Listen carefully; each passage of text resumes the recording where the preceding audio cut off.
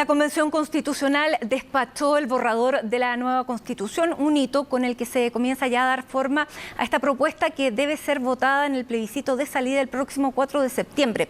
Queremos conversar de este y también otros temas de la contingencia. Nos acompaña la ex senadora de la Democracia Cristiana, Carolina Goich, investigadora del Centro de Políticas Públicas de la Universidad Católica y también integrante de Amarillos por Chile.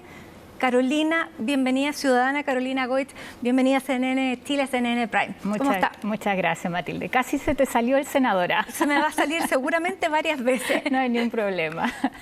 Pero comencemos por este texto que se entregó ya ayer. Se aprobaron los últimos artículos de estos 499 que va a tener. Vamos a ver si en la armonización eso cambia o no. Pero de lo que usted ya ha visto, no sé si ha leído los 499, pero ¿cuál es la evaluación que tiene usted de este texto que va a ir a armonización? Bueno, yo creo que nadie es capaz de leerlos en un día y estábamos esperando este hito y lo que viene además, no solo para poder verlos en detalle, sino que también, Matilde, algo que es muy importante. Yo soy trabajadora social, entonces me gusta la cosa práctica. Y cómo funciona ahora la comisión, no solo de armonización, sino sobre todo la de normas transitorias, es muy importante para imaginarse qué significa esto de las autonomías regionales, cuántos cargos más se crean, cuánto significa en financiamiento. Cuando hablamos de derechos sociales, algo que todos valoramos, cómo eso en la práctica se da. Creo que la bajada en concreto y sobre todo que la gente pueda escucharlo tal cual como es, no con el sesgo de algo que vamos a conversarnos y que es lo que a mí me preocupa de cómo se polariza en esta etapa la discusión, que yo creo que es justamente lo que no queríamos de este proceso constituyente. Que seguramente eso ya ha comenzado, porque incluso con normas que no están en este borrador, ya hemos escuchado de ambos sectores decir que sí están y que llevan a tal o cual escenario. Por lo tanto, el trabajo de este tiempo va a ser difícil y el clima de este tiempo va a ser difícil.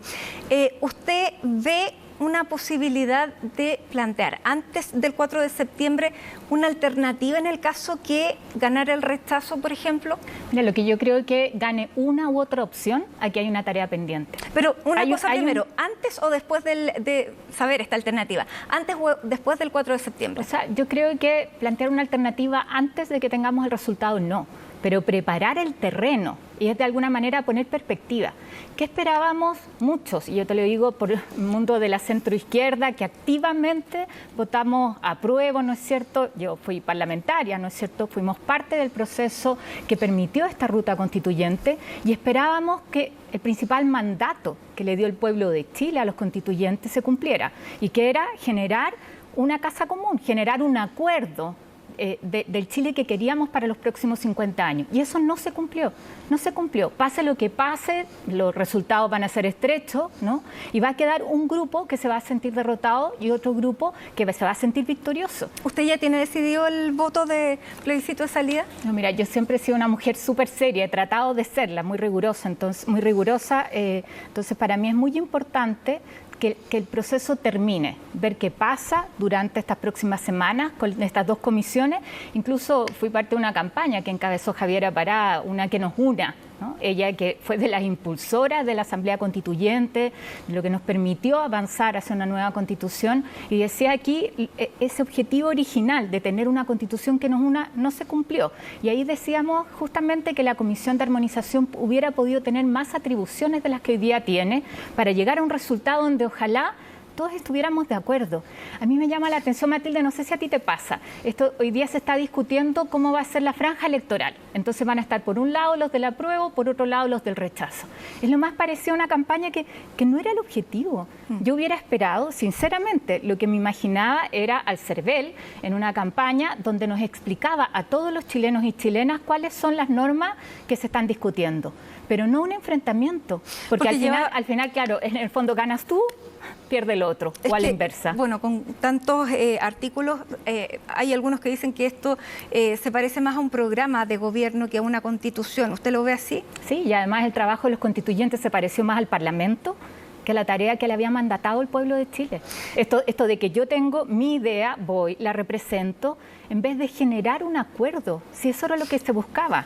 Ahora, y esa tarea, Matilde, esto es bien importante, esa tarea queda pendiente. Entonces, yo creo que aquí hay no solo un rol que tienen que cumplir los constituyentes, sino los actores políticos, sociales, empresariales, el gobierno, en decir, al día siguiente, ¿cómo nos hacemos cargo de esa necesidad de unidad en Chile, de un proceso que quizá les exigimos a los constituyentes en un tiempo muy corto, madurar ideas que son complejas? Entonces, ¿cómo aprovechamos lo bueno de esta discusión independiente del resultado y avanzamos sí a una tarea que queda pendiente, que es generar acuerdo en nuestro país? Carolina, Amarillos por Chile se va a desplegar, me imagino, para explicar lo que significa lo que se aprueba finalmente luego de pasar por esta comisión de armonización y tener las normas transitorias. Jorge Correa Sutil, abogado constitucionalista que pertenece también, integra este grupo Amarillos por Chile, dijo textual en una entrevista: si el escenario alternativo es caótico, uno puede votar una muy mala constitución. ¿Qué le parece esa posibilidad? Que frente a un escenario que se vea socialmente caótico o peligroso, se prefiera aprobar una constitución pensando en que sí puede ser reformada. Sí, yo creo que el pueblo de Chile, los chilenos y chilenas no se merecen eso, no se merecen esa disyuntiva. El decir, aquí tienes que aprobar esto, aunque tengas muchas dudas, aunque hay normas que no te gustan, aunque genera incertidumbre, porque si no va a ser el caos. Eso es falso. Y yo quiero poner sobre la mesa algo que me parece que es súper importante, el que hoy día hay consenso de que si se rechaza no volvemos para atrás. No volvemos a la Constitución del 80, no volvemos tampoco a la actual Constitución, sino que hay un proceso que no tiene vuelta atrás. Y escuchar a los actores de derecha decir eso me parece que es súper importante. O sea, la tranquilidad y la certeza a la gente de que aquí hay un avance, ¿no? Claro, pero ¿cómo se gestaría esto ese después? O nada. Porque ahí vienen muchísimas preguntas. Alguien dice citar una comisión de expertos, que para muchos sería volver a los mismos de siempre. Otros, nuevamente, elegir una convención que también tiene los problemas que hemos visto, o que sea el Congreso el que lo escriba. ¿Cuál le parecería a usted que sería la alternativa correcta, o la que fuera en ese escenario, claro, una vía alternativa más plausible? Alfredo Yonyan hablaba de volver a la Constitución del 31. No, a mí me parece que no me corresponde a mí, tampoco al Parlamento decir, le corresponde a la ciudadanía.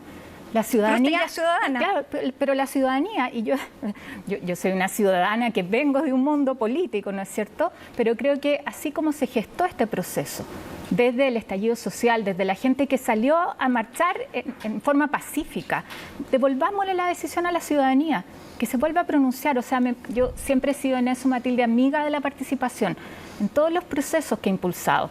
Y creo que también eso es algo que no tiene vuelta atrás. Pero ¿cómo somos capaces todos de generar un ambiente que no es de polarización?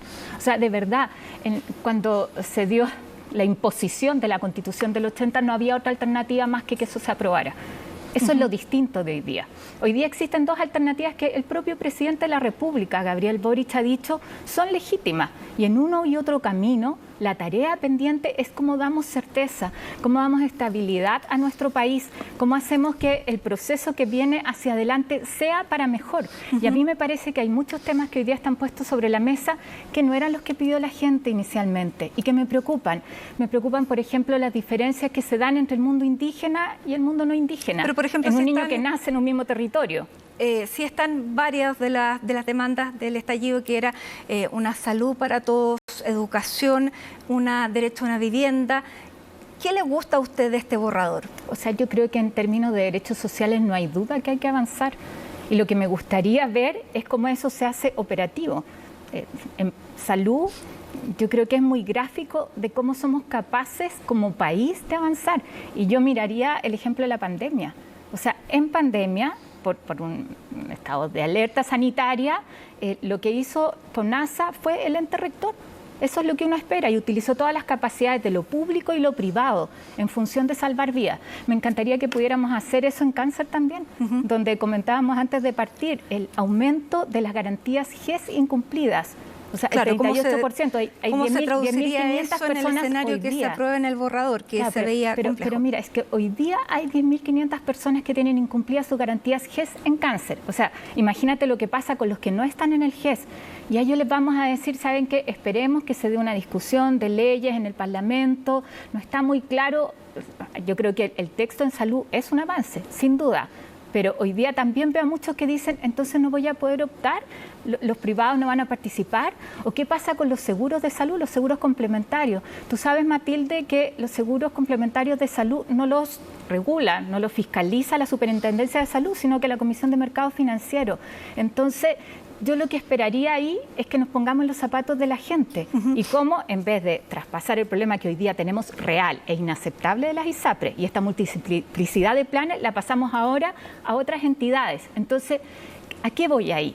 Es que aquí lo relevante es cómo se dan esas transiciones. Carolina, y también es relevante cómo está el clima social. Hoy día tenemos en las encuestas que el gobierno, el presidente Boric, tiene un 61% de rechazo. Vemos que aumenta también la opción rechazo en las encuestas y saca 15 puntos de ventaja al apruebo. Vemos una situación de violencia en todos los niveles, violencia en las calles, violencia en la macrozona sur, violencia cotidiana en los colegios. ¿Cómo ve usted en ese escenario plantear esta discusión? ¿Cómo se van a desarrollar estas campañas? ¿Le preocupa? Me preocupa absolutamente y soy de las que siento una profunda frustración por cómo desaprovechamos una oportunidad.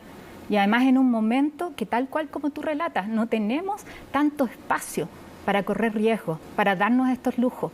O sea, la situación económica es muy apremiante, va a ser difícil. Entonces uno dice, esto que debió habernos permitido reconciliarnos como país, nos genera nuevos problemas de los cuales nos vamos a tener que hacer cargo. ¿Y qué explica para usted el 61% de rechazo del presidente Boric, que llegó con una aprobación alta, con un cariño, una adhesión popular tan elevada, que eso se manifestó el 11 de marzo, pero a partir de eso solamente ha ido decayendo? ¿A qué se debe? O sea, yo creo que aquí claramente para las personas hay urgencias que requieren declaraciones muy claras, muy nítidas. Lo que hemos visto esta semana, que es dramático en temas de orden público, en temas de seguridad. O sea, basta salir y recorrer un poco y la gente siente temor. Entonces, ¿cómo se pasa de la esperanza a esto de la incertidumbre y el temor personal? Porque ves lo que le pasa a tu vecino, ¿ah? Porque vemos cómo muere una periodista inocente en una manifestación. ¿Y dónde ve usted la traba ahí? Y ahí yo creo que lo que ha faltado es respaldo de su propia coalición al presidente Gabriel Boric. O sea, es impresionante eso, esta discusión que no es solo semántica de qué pasa con el estado de excepción constitucional o el estado intermedio. O sea, es rol del Estado garantizar el orden público. ¿Y qué debe hacer un presidente cuando su coalición no lo respalda en un tema que es central para la ciudadanía? Mira, yo he escuchado y he leído, todos hemos visto las declaraciones del presidente y creo que son bien acertadas, ¿no?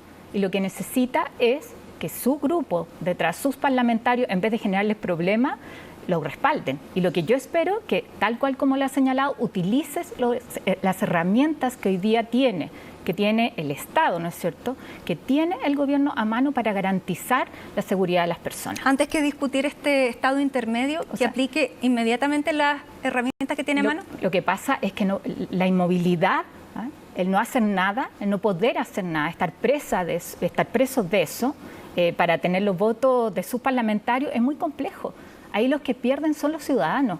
Entonces, si no están los votos, oye, hay que avanzar con las herramientas que hay. Y lo que ha señalado el presidente es que las va a utilizar, ¿no es cierto? Entonces, yo creo que aquí lo que se necesita es conducir, están las capacidades, y yo llamaría de verdad a los parlamentarios de gobierno a respaldar al presidente, a respaldarlo. Creo que hay mucho ánimo, y esto a propósito de llamados para generar acuerdo, hay ánimo de los distintos distintos sectores. ¿Lo va a apoyar? Lo va a apoyar en todo lo que tenga que ver con generar acuerdos por orden público, pero de todas maneras.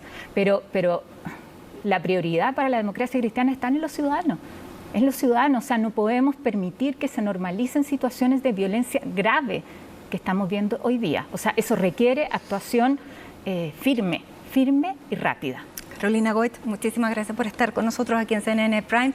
¿Su primera entrevista en televisión como ex senadora o no? La segunda. La segunda. La segunda. Muy bien, muchísimas gracias por estar aquí con nosotros. Que tenga buenas noches.